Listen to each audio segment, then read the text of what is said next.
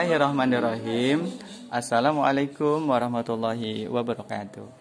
Selamat pagi untuk siswa dan siswi SMK Karya Guna Bakti 1 Kota Bekasi kelas 11 yang insya Allah dimuliakan oleh Allah Subhanahu wa Ta'ala.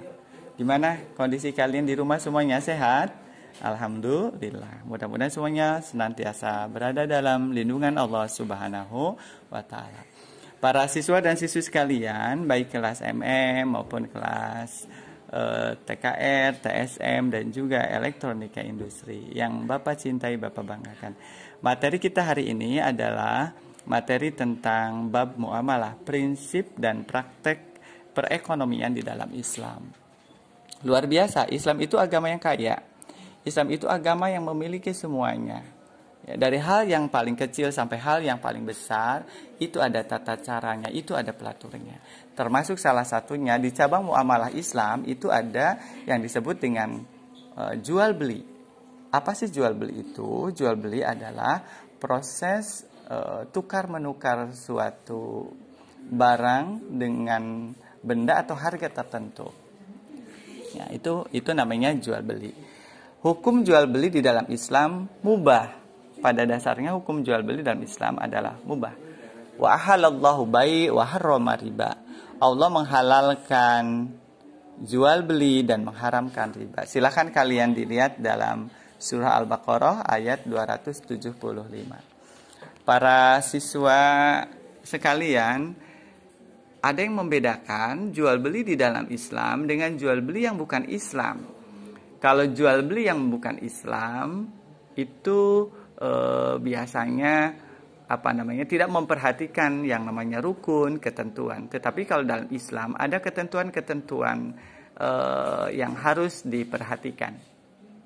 Ya.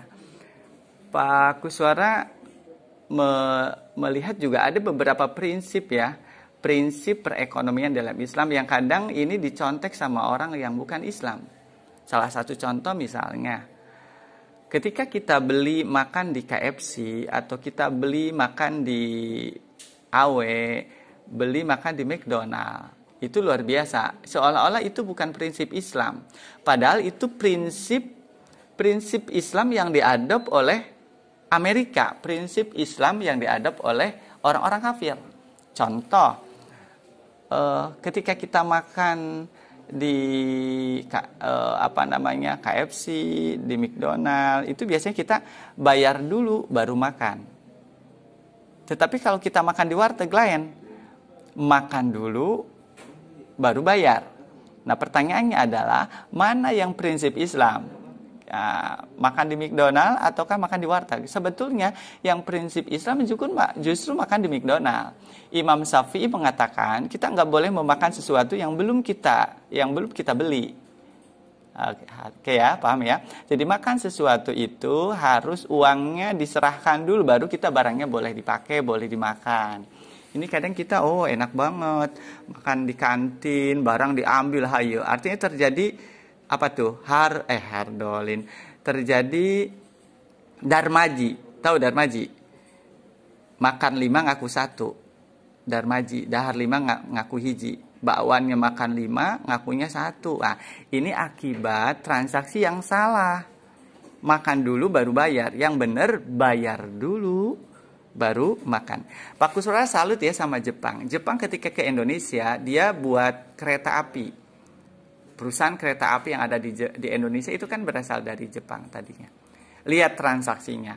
Naik kereta dulu apa bayar dulu beli tiket? Beli tiket dulu baru naik kereta api. Itu konsep Islam diadop oleh Jepang. Sial banget ya.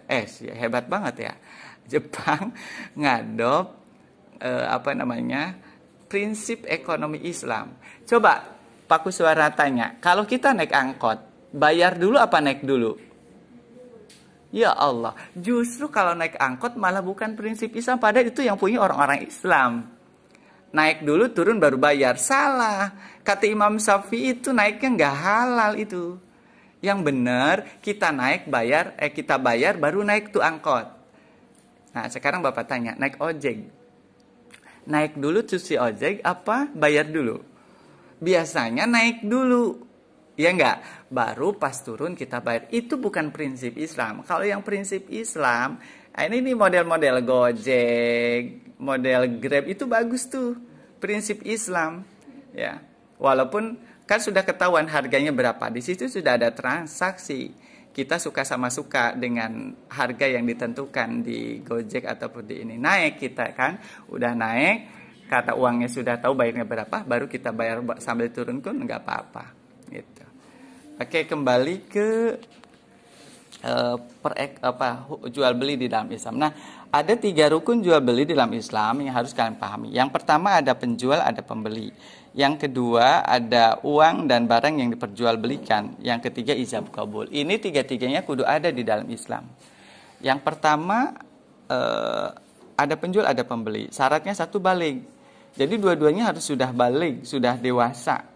Yang jualannya sudah bukan bocah lagi, yang belinya juga sama. Enggak boleh kalian kan sudah kelas 11 SMK, disuruh sama mama, nak beli cabai ke warung, nak beli gula ke warung. Kalian malah nyuruh adik kalian yang masih di bawah umur, dek, abang lagi tanggung nih, udah kamu yang ke warung. Nah, itu nggak sah jual belinya. Kenapa? Karena adik kita belum dinyatakan akil baligh. Alamatul bulugi salah satu ciri-ciri baligh itu ada 3. 1, sempurna usia. Laki-laki 15 tahun, perempuan 9 tahun.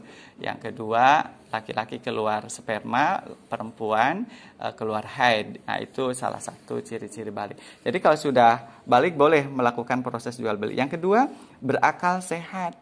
Nggak boleh kita beli sesuatu sama orang gila. Atau orang gila nggak boleh kita beli ke kita. Misalnya gini, contoh misalnya Arik ngewarung di rumah. Ya, Arik ngewarung. Nah, tiba-tiba ada orang gila. Biasa orang gila kan juga sama, pengen makan. Lihat roti di warung Arik. Nah, kalau ada orang gila ngeliatin, dia pasti nggak bawa duit kok. Ya. Atau orang gilanya bawa duit. Duitnya kita ambil, rotinya kita kasih. Itu pun dalam Islam tidak sah proses jual belinya. Kenapa? Orang gila nggak ngerti harga. Bisa saja Arik nipu si orang gila itu, duitnya 50.000 dikasih roti 1 doang. Padahal roti harganya Rp2.000. Berarti ada 48.000 keuntungan buat si penjual. Nah, di sinilah letaknya dalam Islam tidak boleh melakukan transaksi jual beli dengan orang yang tidak sehat akalnya. Atas kehendak sendiri, jual beli harus kehendak sendiri, enggak boleh ada paksaan. Kita mau menjual sesuatu karena diancam, ya itu enggak sah jual belinya. Jadi harus betul-betul kehendak sendiri. Yang kedua ada uang dan barang yang harus yang diperjualbelikan. Yang pertama uangnya halal. Pak, gimana kalau uang itu ladang maling? Halal apa kagak? Kagak. Suci apa kagak? Kagak suci.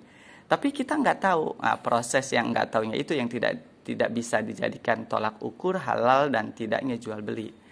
Misalnya gini, ada maling ngejual televisi ke Pak Kuswara. Pak Kuswara nggak tahu kalau dia maling, tapi Bapak beli televisi itu, boleh, sah, karena kita nggak tahu. Yang tahu siapa? Yang bawa TV-nya itu, ya berarti yang dosa siapa? Yang jual TV, karena tahu dia kalau TV itu ladang maling. Kecuali si yang bawa TV itu bilang, TV ini adalah hasil maling loh, kitanya dikasih tahu begitu, kita masih beli. Nah, itu di situ dua-duanya terkena dosa, tidak boleh. Barang yang diperjualbelikan harus ada manfaatnya. Hati-hati, banyak proses jual beli yang tidak ada manfaatnya. Contoh, jual beli mercon, petasan yang ada bikin celaka. Nah, ini berarti tidak sah proses jual belinya. Ya, makanya separah-parahnya kita siswa kalau bisa sih jangan jualan hal-hal yang tidak bermanfaat. Ya.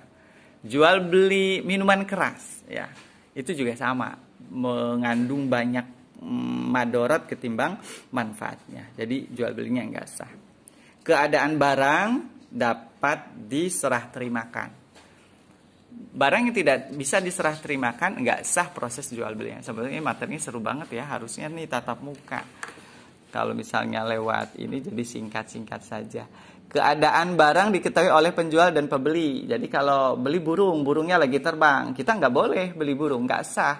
Karena burungnya nggak kita ketahui kondisi bagus apa tidaknya. Yang terakhir, barang yang diperjualbelikan milik sendiri. Dan yang ketiga, rukun jual beli itu adalah ada ijab dan kabul. Baik siswa dan siswi, demikian materi pembelajaran hari ini. Kurang lebihnya Pak Kuswara mohon maaf. Untuk tugasnya silahkan kalian cari bahan ajar, pengertian jual beli, dan rukun jual beli. Kemudian tugas dari Pak Kuswara, catat Quran surah Al-Baqarah ayat 275. Demikian, berikut artinya. Demikian, terima kasih. Assalamualaikum warahmatullahi wabarakatuh.